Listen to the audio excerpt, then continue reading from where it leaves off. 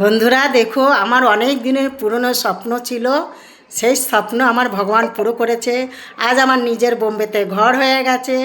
আজ নিজের একটা বড় মন্দির, এই দেখো একদম ডয়া নিচের থেকে বিশাল বড় মন্দির নিয়েছি। দেখো আমার আশা ভগবান সাই বাবা সব ভগবান আমাকে পুরো করেছে।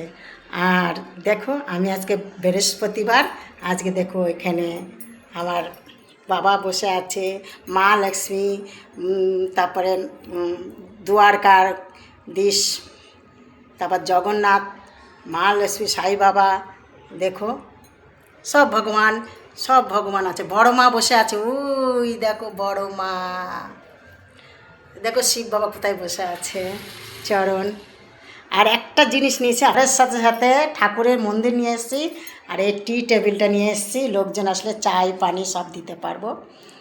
এমনি তো আগে তো আপনাদের সোফা দেখিয়েছি, সোফার সাথে সাথে এই দেখেন আমার ঘর পুরো সাজানো। দেখো আমার ঘর পুরো সাজানো, দেখো।